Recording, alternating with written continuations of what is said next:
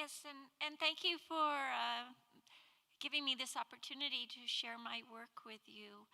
I'm going to be weaving, let me start counting the time here, and I'm going to be weaving Thomas Berry's words throughout my talk. He's been an inspiration to me, and I wouldn't be surprised if he's not an inspiration to some of you in the audience here. And yes, I do focus on children, and I will tell you what I've never said in public before. The reason why I do the work that I do, because I was very fortunate as a child. I had family both in Manhattan, in Lower Manhattan, first in Greenwich Village, and then down near Chinatown and Brooklyn Bridge. They moved there. And I also had family in Chappaqua, which is a suburb of New York City, which is still full of green spaces. We had a brook was the back border of our land, and if I followed the brook up, it came to a marsh, and beyond the marsh were the woods, and there was an old woodlot behind the brook, and I spent just countless hours out there. But I was also free to, from the time I was probably older elementary school, I was free to roam the city too, as long as I got back by dinner time. And I felt this great kind of unity of life, a spirit of life running through all things in the nature spaces where I played. And I also felt it in the city and in the great humanity there. And the city also is full of nature. And so when I grown up and I was first doing a master's in child development and education in child development at Bryn Mawr College, and I realized a couple months into it that what really interested me is what children learn out and about in their communities, and that's what I wanted to work on. And I've been very fortunate to be able to spend my whole career doing that. And what has motivated me is that I would like all children in the world to have those opportunities that I had. And with that, as part of that, to be able to feel that spirit of life that runs through all things when they are out exploring the world on their own or with beloved family members. And I'm wondering how many of you sitting in the church today or on the live stream are here because you've had those experiences and perhaps going back into your childhood of a sense of unity of life running through all things. And if that's not too personal a question, if you feel all right with raising your hands to express that, and okay. So I feel in good company here. So I'm going to be talking about why it's very important to spend time in nature, which is kind of the topic I was given. But I want to go beyond that, about not just spending time in nature, connecting to nature and caring for nature, and what that implies in the world that we live in today. So connection to nature. So my focus is always on children, but that means I follow the research on adults as well, because children live with adults and they're an absolutely essentially important context of children's lives. But I've done a lot of work on, partly on helping to identify measures for how do we measure a sense of connection to nature in childhood. And so when I'm talking about connection to nature, these are ways that it's defined by really both in measuring it in children and also in adults. And what you don't see here are a sense of unity with all life in the measures used typically with children. The idea is children may be too young to experience that, or if they experience that, if you ask them a question about that, how are they going to respond. It is a very common part of measuring a sense of connection with nature in older children like 12 and up, adolescents, and adults. But we have evidence from time to time, it's always people remembering back into their childhood, of that sense, even as young children. And so I'm going to start with reading a little bit from How to Raise a Wild Child by Scott Sampson. Have any of you heard of Scott Sampson? He was the vice president for collections and research at the Denver Museum of Nature and Science, and also their chief curator for several years. He came here in 2013. He wrote this book during that period. So in reading from his book, he told me that he could walk to work to the museum. So that means if he could walk to the museum, he could walk to Mount View Church as well. So these pages, these words were written somewhere in walking distance of the church. And he's remembering back to when he was a child. So he grew up in Vancouver. And I'm just going to read a few words here. Sunshine and springtime are notoriously rare bedfellows in Vancouver, British Columbia.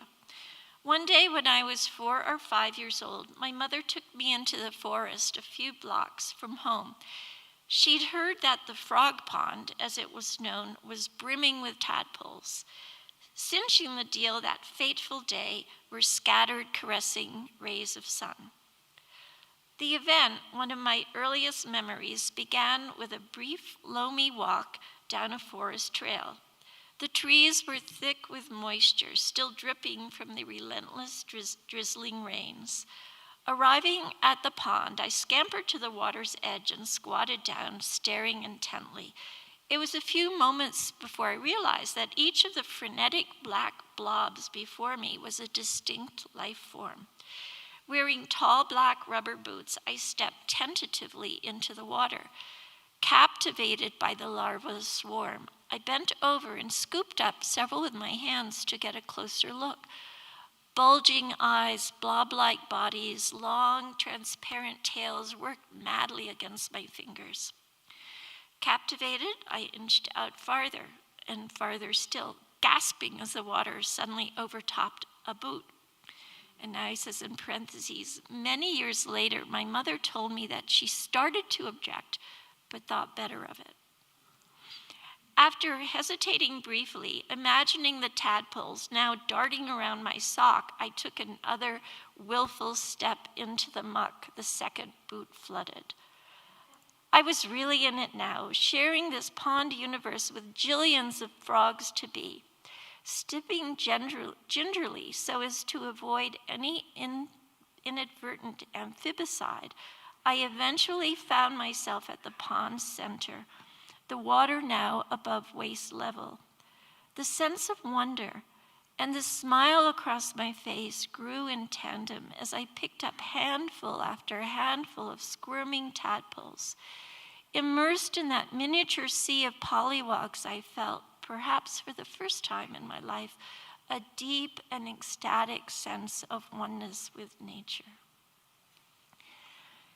And I'm beginning with Scott Sampson's book because of what impelled him to write it, which is the context of my talk today.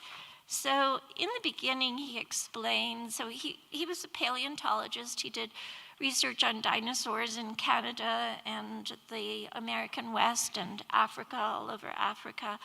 And he had a tenured position as a professor at the University of Utah, which is a great place to be for a paleontologist, and was also chief curator for their museum. And he suddenly abruptly left it, which people usually don't do. He said many of his colleagues thought he was crazy, and he said sometimes he thought he was too. But so why did he do it? And he gives these reasons, and these reasons are the context for my talk. It came down to a pair of impelling insights. First, the current disconnect between kids and nature threatens the health of children. A childhood lived almost entirely indoors, immersed in technology, is an impoverished childhood, with numerous negative impacts on growth, physical, mental, and emotional. So our children's health, our human health, that's one of the reasons that he wanted to work on connecting people to nature in more public arena than he could do as a tenured professor. And then second, the current trend toward denaturing childhood also threatens the places we live and perhaps even the future of humanity. And so, and I will share research to that point too on why we need to spend time in nature and why it's critical not only for our health and our children's health, but also for the care and of a living earth for all of us. Okay. So let me move on. So there are measures of a sense of connection in childhood. There are even some wonderful puppet play measures for preschool children. And wonderful observational measures as well for very young children. And then as children get older, they can do paper and pencil surveys or computer surveys just like adults. And what these measures show is that the more that children are likely to report feeling a sense of connection with nature using those different kind of indicators, experiences I showed you before, they also report all kinds of other benefits, and we could talk a lot about why are all these benefits associated. But the research shows the more they report feeling connected to nature, they're also more likely to do well in creative thinking, be doing better psychologically, self-report better physical health, greater sense of subjective well-being, and more positive development in the sense of more pro-social behavior and development, and greater sense of community.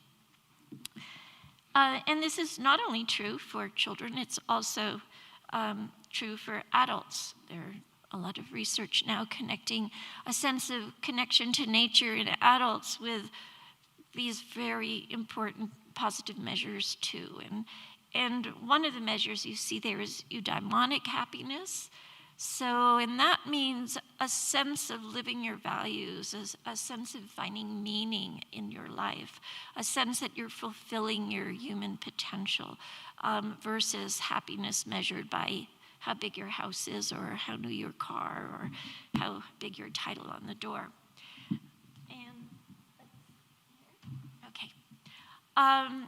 But a sense of connection, feeling connected to nature is also good for the natural world. And here is our research that we have with children.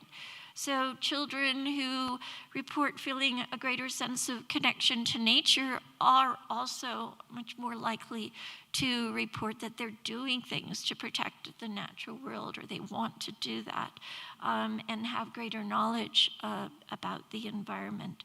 And the same thing with adults. Also, the more they report feeling connected to nature, the more they say that they are doing things to protect the natural world. So there you see what I'm going to keep coming back to, the sense of mutuality. So being out in nature and feeling connected to it is good for our children, it's good for us, and it's also good for the natural world. At the same time, we have a whole other, really thousands of studies now. They started in the 1980s with just a few, and then they really began exploding, this whole field of research since about around 2000, which is demonstrating that just being out in nature is good for us in all kinds of ways. And it's a still very active area of research, and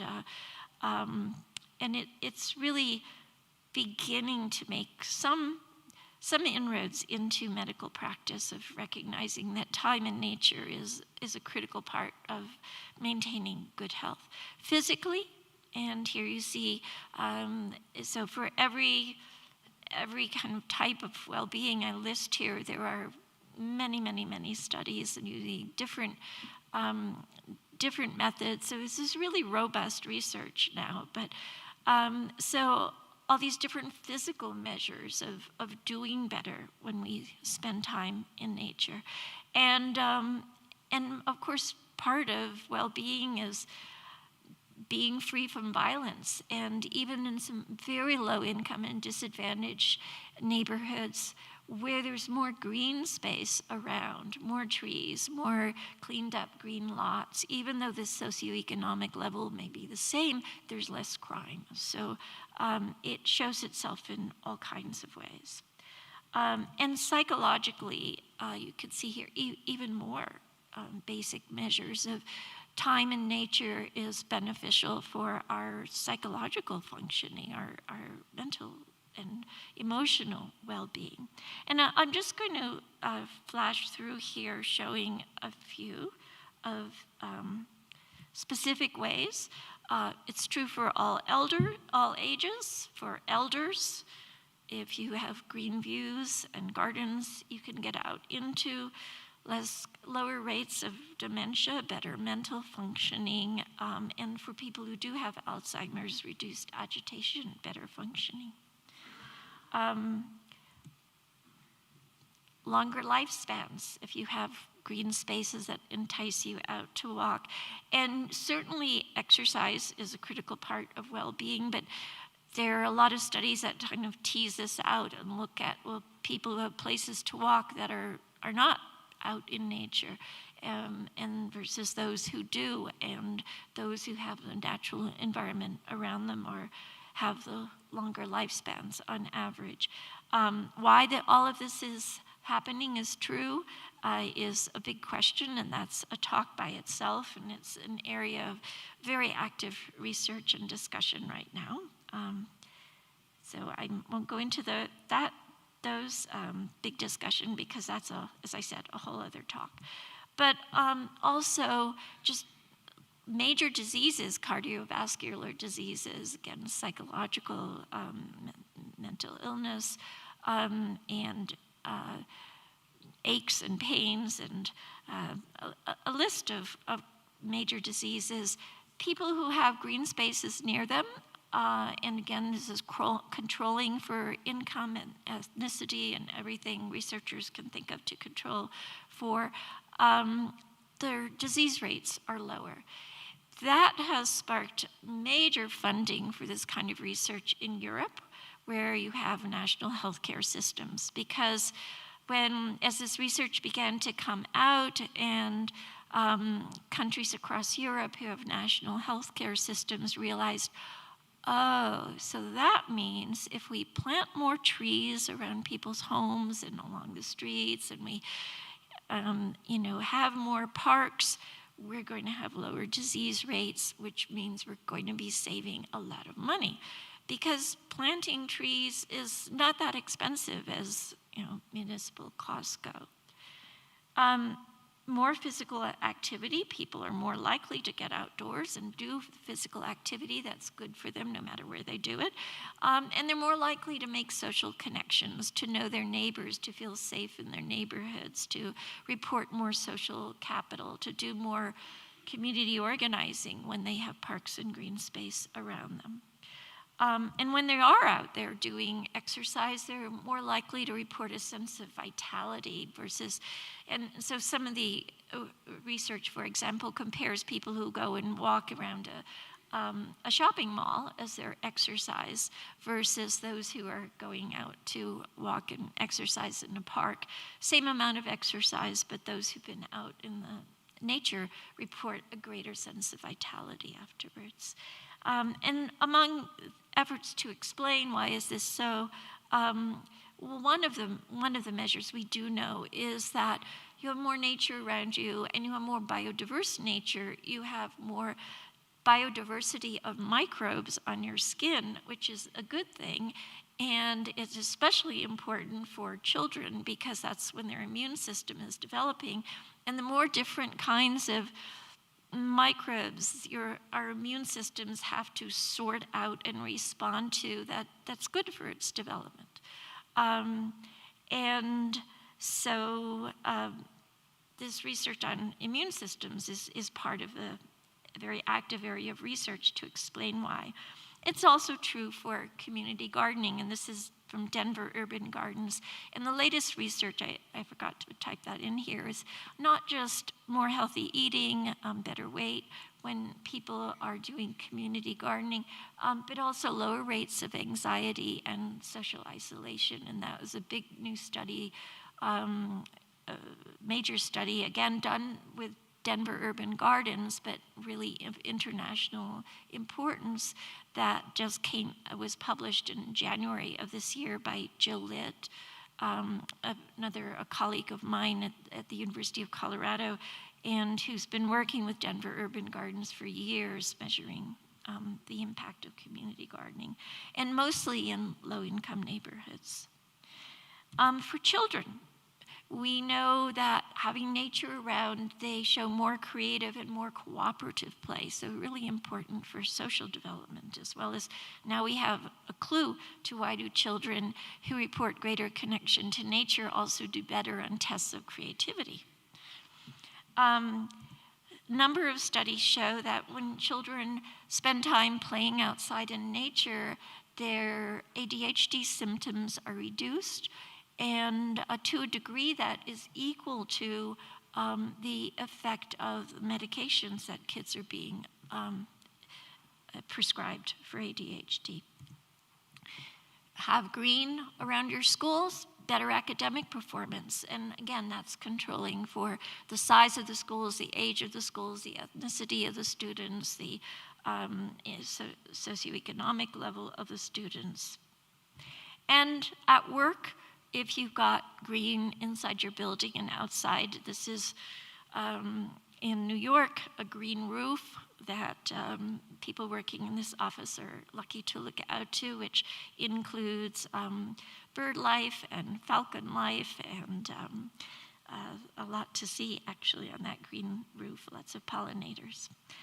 And there is research, and it's been building, which showing the more biodiverse the nature where you are, the more people report the sense of vitality and satisfaction with where they are. And most people are not very good at, they could not explain, oh yeah, this was a more biodiverse place and these are all the reasons why, the way an ecologist could. But there's a consistency between an ecologist's measure of the biodiversity in places and their own sense of enjoyment and well-being. And but we do know one of the really critical measures of that sense of well-being for people is birdsong. That comes up again and again. And so Rachel Carson was right. A spring full of birdsong is a really important measure of our well-being as well as the well-being of birds. So I'm going to take you through a really fast history of different ways that our culture, our white North American settlers' culture, has been thinking about its relationship with nature and why it's important for us, which will take us again through that route to why it's important to spend time in nature, to be out in nature, and why we should be caring for the natural world. So if we go to our nation's history, we have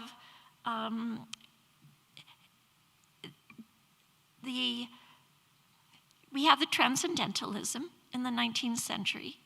And if you look at that romantic transcendentalist strain, which is very deep in our culture, we have people like Thoreau and Emerson and John Muir, and we have the conservation movement, which begins in the late 19th century, and which is not just to protect the natural world, but saying that we need opportunities to get out into the natural world for our well-being. It's essential for it. And you look at the writings of these this whole strain, and women were among leaders in the conservation movement as well. And they're talking about feeling a sense of restoration and health and vitality and feeling a connection with the earth and kinship with all life and spiritual renewal when they could get out into gardens and wild areas. And at the same time, you have the evolving science of ecology and natural resource management. And of course, this is kind of epitomized in the time of Theodore Roosevelt. And you look at his speeches, and he and Gifford Pinchot, who worked very closely with him, they really had their foot in both sides. They loved the natural world. They felt that sense of vitality and renewal when they were in it. They believed in that. But if you're governing the country, Roosevelt felt he needed to talk in terms of why protecting natural resources is critical for our industry and our commerce. And that was the language they used.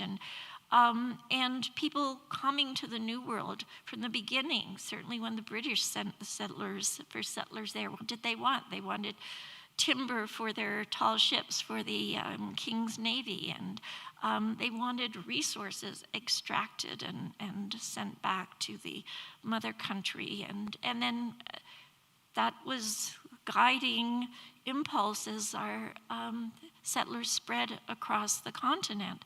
So we had these kind of two different ways of seeing the natural world and why it's important for us. And certainly in economic and government terms, seeing it as a stock of resources for business that we needed to conserve so it would always be there, really predominated.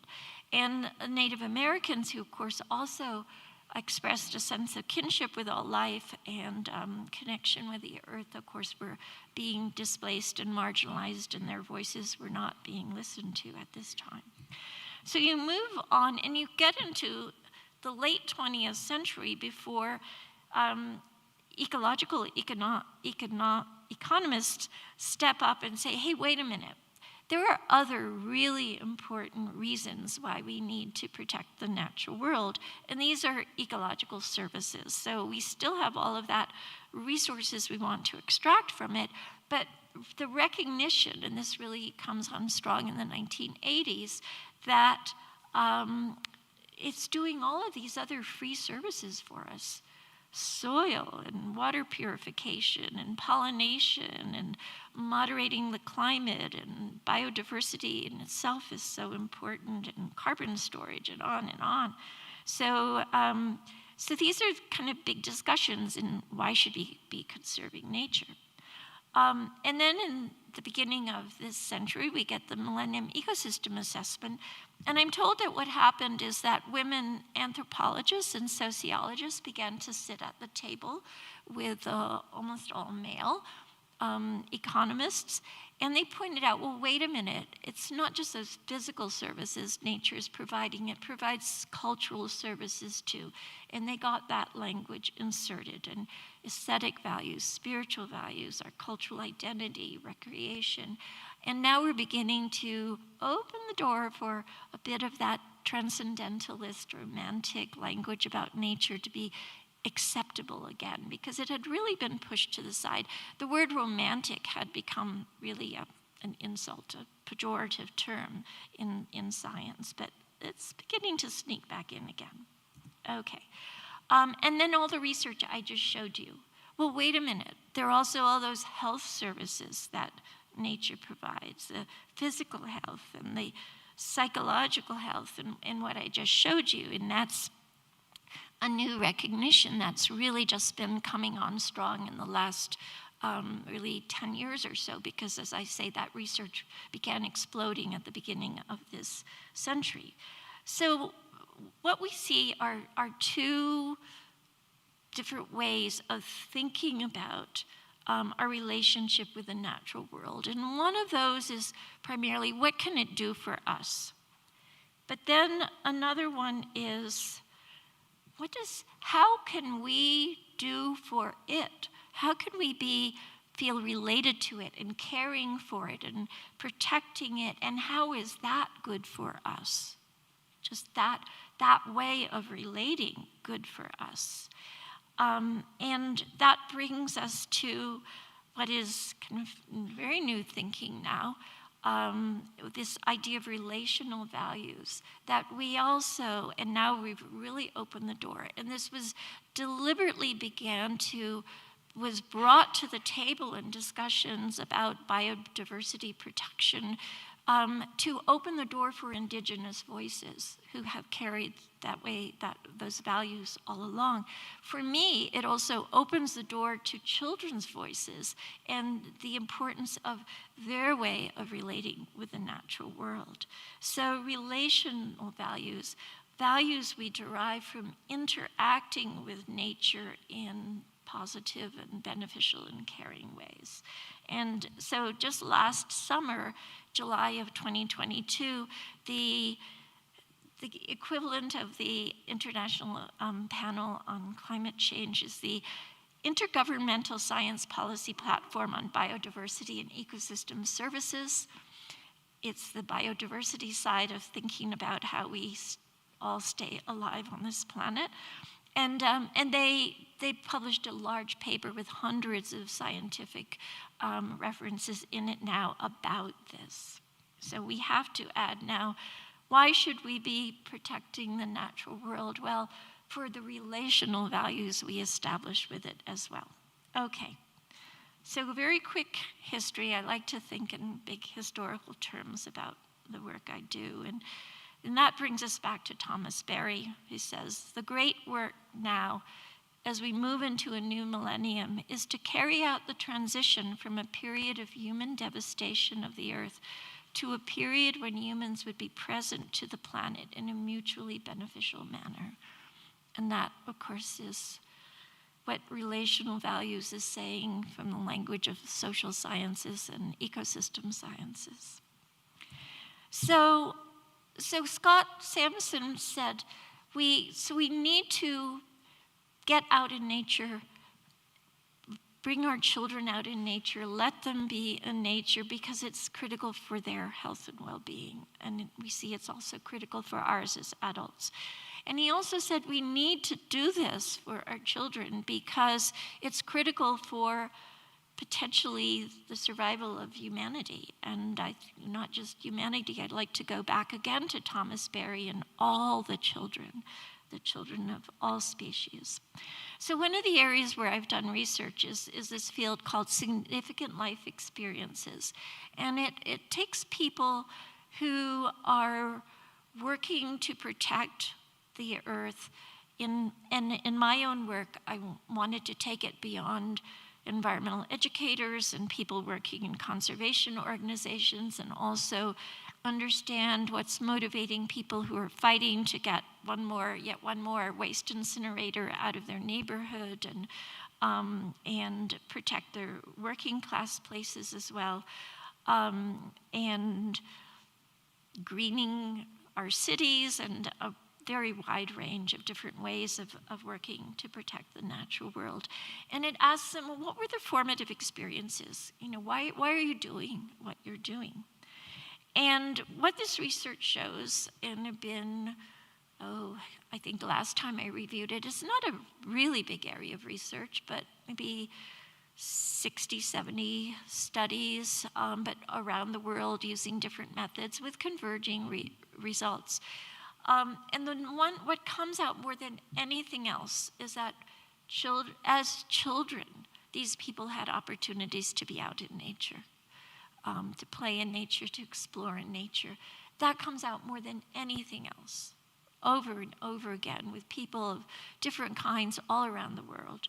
And then what comes out second most often is really important people in their lives when they were children. And usually it's family. Occasionally it's a teacher.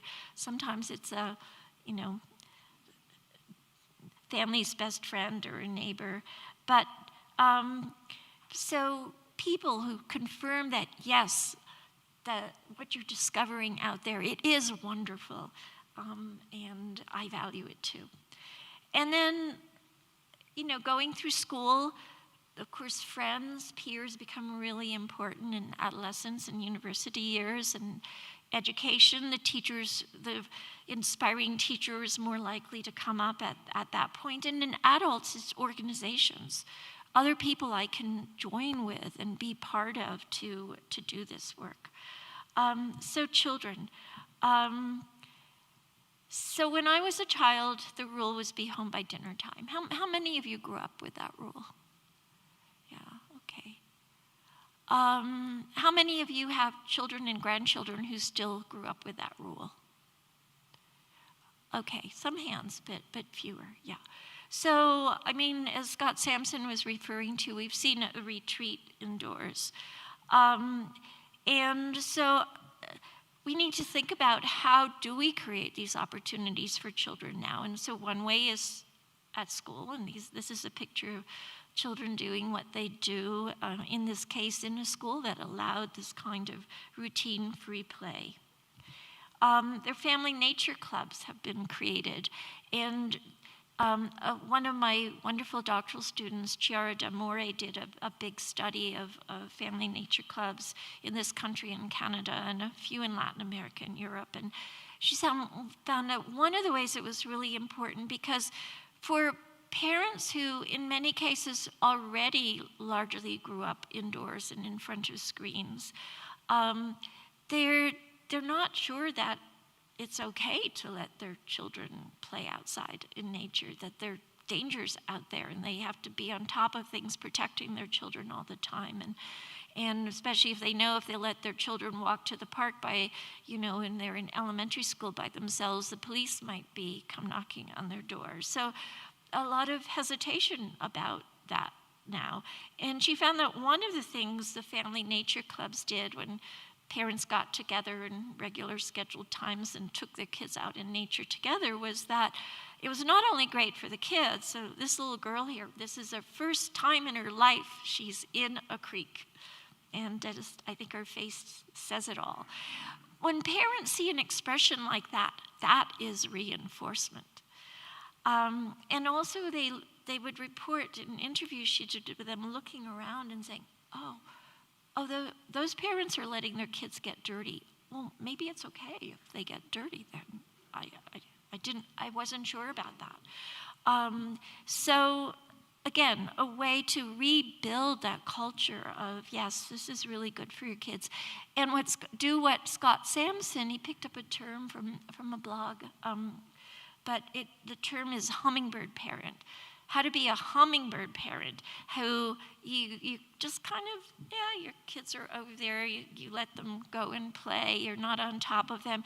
If a really serious danger that they cannot manage themselves comes up, you can zoom in. But otherwise, you give them freedom, versus being a helicopter parent. And so that's one critical thing we need to do for our children.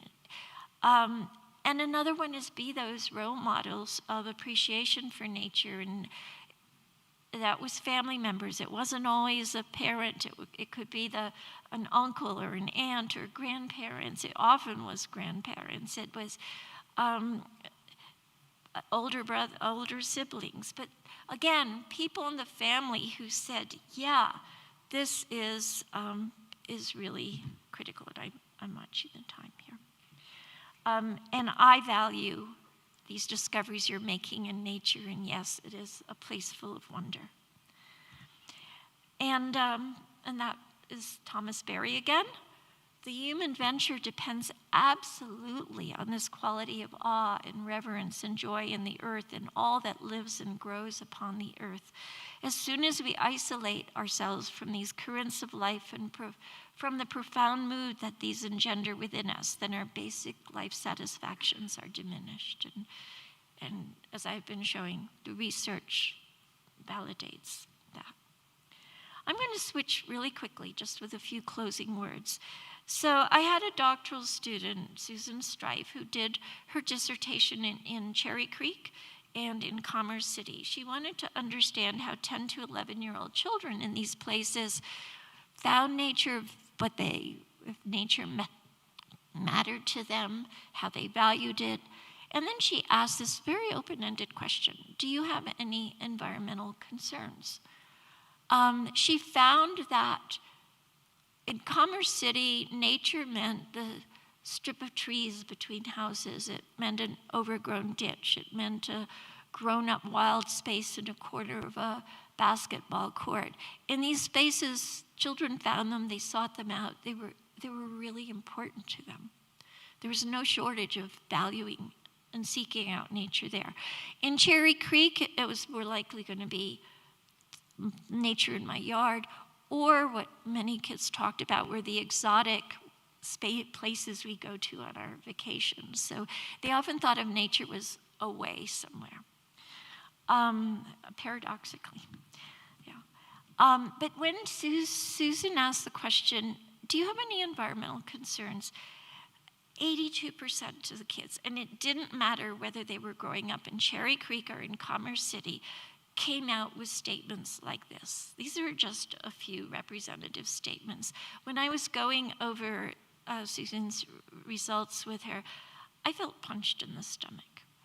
I had been reading studies that asked these very basic questions like, what do you think the world will be like when you're raising your children? Or what do you think it will be like in 50 years?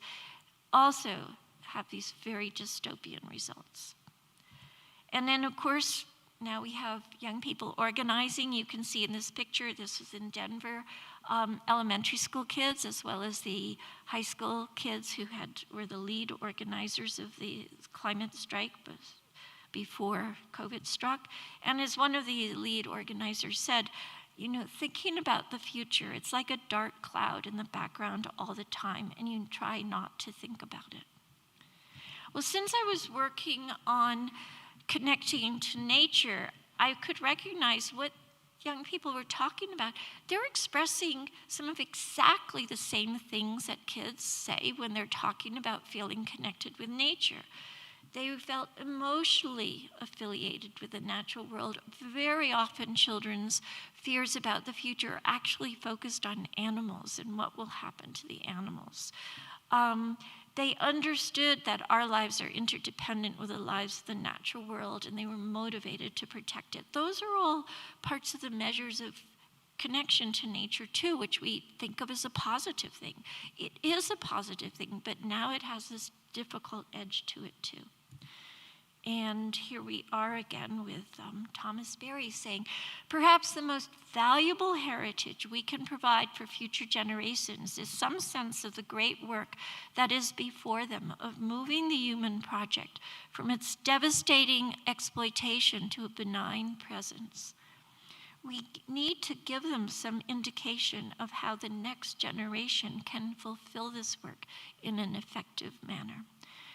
So I've dove into the research on how do we support young people in facing the risk and uncertainty of the future and not falling into denial or apathy or despair, which many young people report, but developing what one of the researchers in this field, a Swedish woman named Maria Ojala, calls constructive hope.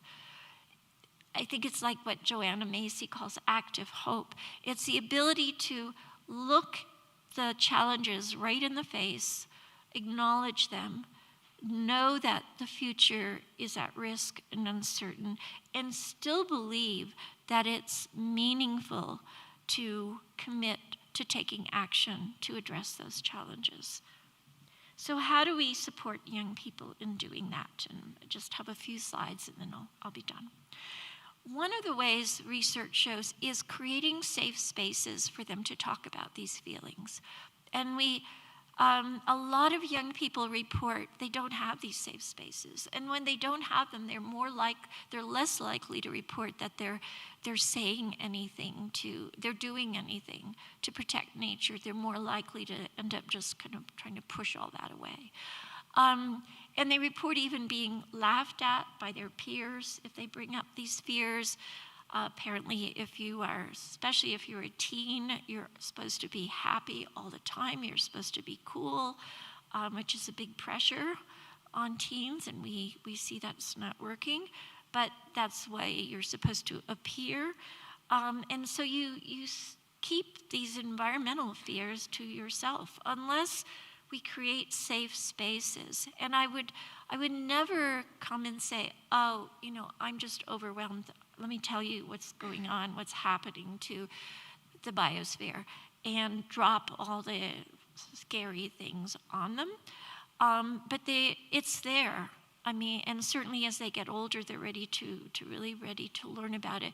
But it's on the news. They hear about it. I keep hearing stories about 5-year-olds who come into kindergarten and they're scared because they hear the earth is getting hotter. Or I just heard a couple of weeks about a woman who dedicated herself to climate action because her 5-year-old came and asked her, is this the end of the world? So they are hearing about it, and they're living through it. Certainly in Boulder, we've had our floods and we have our wildfires. Kids in Colorado especially are living through it when they're in the fire zones. And so we need to allow young people to open up their emotions and find out that they're not the only person going around with these feelings, that these feelings are shared. And then they need to learn, and Maria Oyala talks about the importance of social trust. What you hear running through these recommendations is building social trust. They need to hear that other people are taking action. They're concerned about it too, and other people are doing things. This is a picture of a play. It's a one-day kind of play that's children learn and help script and act and present before decision makers in the city called Shine about climate change. But these are climate scientists that they're also interacting with during this day, who are sharing with them, okay, I'm doing the science. Yeah, this is the science, and this is what I'm doing to address these issues. We need to help them learn what they can do individually that's effective, like riding your bike to school instead of being driven, and conserving resources and so on. And really, what's the science behind the impact of those actions? And we need to give them opportunities to take action with others. So, of course, Jane Goodall, who were any of you lucky enough to hear her when she came to the Denver Museum of Science and Nature? I tried to get tickets, and I went on 2 minutes after the tickets sales opened, and I was already too late. So Jane Goodall's Roots and Shoots Club, this is what it's all about. The other picture there is from a family nature club. They're gone out into a community space, and they're restoring it by planting native plants together. There's a dad and a son. In our schools, and I could say I don't have pictures of this, but in our churches, give young people opportunities for collective action. When there are surveys of young people, they almost never report collective action for nature, I think, because they don't have opportunities to do it. And I'm closing with this. I just read this past week. So this is a new book. It's by a moral philosopher, Elizabeth Cripps. It was just released this past week, and called Parenting on Earth, A Philosopher's Guide to Doing Right by Your Kids and Everyone Else. And she's saying that, we've always thought about good parenting and loving parenting is thinking about what we should be doing for our kids in terms of worrying about the day-to-day stuff. Do you have your homework done? Are you in a good school? And of course, we have to do all that. Are you being prepared for a successful financial future? I mean, we have to do that. That's part of parenting. But she said, it's not enough now. You know, action is needed to protect the living world so urgently now that as parents, we're also moral agents for the biosphere.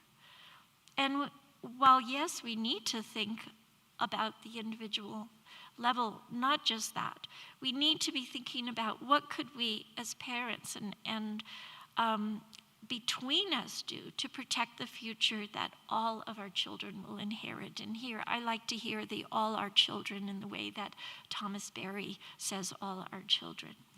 And she says that we want to raise our children so they're going to be people who don't do serious harm to other people. But we need to take it further and recognize that not doing harm now is a collective thing. It's going to take collective action to turn our systems around and protect a living world for all of its children. And then she says, this is really not just about parents. It looks like there's some grandparents in the audience here too, aunts, godparents, close friends, communities, and then I think of the church as certainly a community.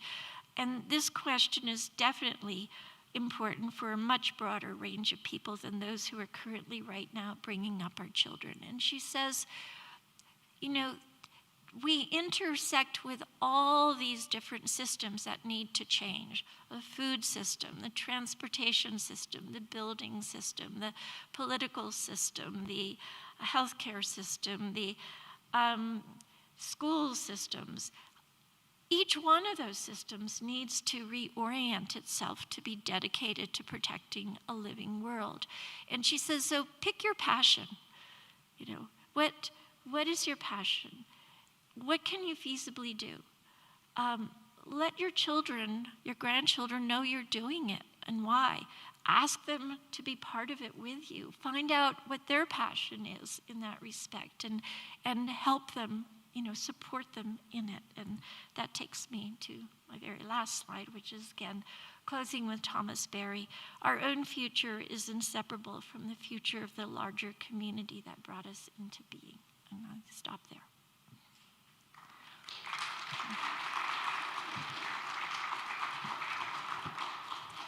We probably have time just for one or two quick questions. If anybody has a question, they want to raise their hand.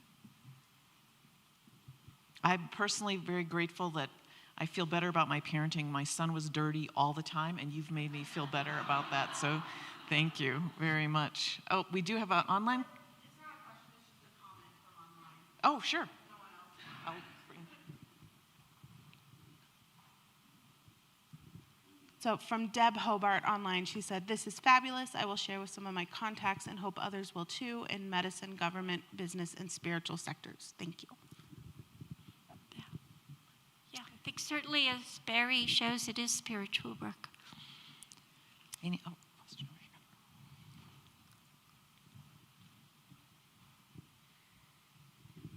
So how do you suppose in the influx of industrialization instead of dense cities, how do you suppose that we can introduce back nature, especially as individual transportation, things like cars, and become more reliable or being the only option for most people or individuals? How do you suppose that we can reintroduce nature into everyday life inside of dense cities?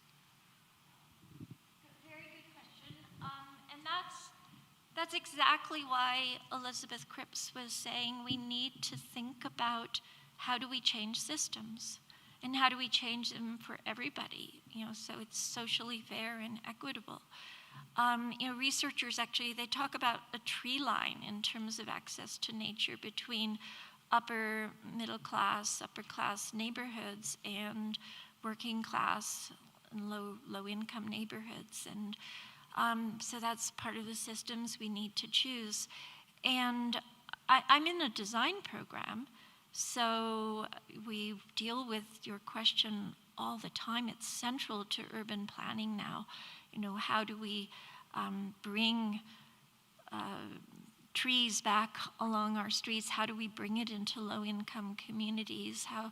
But you think of all the spaces, so it's about creating access, but you think of all the spaces that are available. I think that's where Elizabeth Kripp says, pick your passion, that's system changing, and what can you feasibly do, and do it. And I mean, I think of, can there be more carpooling and then maybe less parking lot and a pollinator garden there, or whatever it might be. But I think at every scale, at one scale is the political system, and how can we let people in Washington or in our state capital know that this is really important to us and we want political change in terms of what's subsidized. And but also at the local neighborhood scale, what can we do? Where can we protect and enhance existing green spaces? Where can we create new ones? And particularly when you're talking about children, I know, I understand my former student, Rebecca Colbert, is a member of your congregation here, and she works with childcare centers on naturalizing and greening school grounds and childcare centers. Every scale matters. Yes. Does your organization have a website that has lists of places people can take their kids to? Or I have a 6.5-year-old granddaughter who's active in Girl Scouts, and it would be a nice field trip for them to get out, or probably have it as a badge. I'm sure that, but just so that we can educate the children in our lives. I know my granddaughter likes the Arsenal. If you could go to the mic. Go to the microphone, just for our online folks. Yeah. So I've been speaking as myself. I did help create our Community Engagement Design and Research Center in the University of Colorado in Boulder, where I still work. But so I don't have an organization, but that is the kind of question that becomes a system change question. Is somebody asking a question like that, then it invites, well, how could we put together, resources like that about places to go? What places are there in our, where we live? How can we assemble them? Who has anybody already done that work? How can we spread the word and get more organizations that are working with children, make it more possible for them to take young people out into places like that? I think that turn it around, and it's exactly an opportunity for that kind of system changing that Elizabeth Kripp is talking about. I'm afraid we have to end it because Kate has to jump over to the service. So we need to clone Kate so that she can be in two places. But okay. Hopefully Professor Chawla can just stay here and talk to some of you. I know there's still some questions out there, so please come up and talk with her. Okay. I forgot to mention our Earth Care Committee is selling books and showcasing children's books out in the Commons area, so be sure to check that out. And I will say you've given me something to think about. Our Earth Care Committee maybe needs to form a family and nature club, which I hadn't heard of that concept before, and I love that concept. So I'm going to... Yeah, and I can give you lots of information about them. Well, thank you so much. I think you've given all of us so much to think about, so thank you very much. Okay.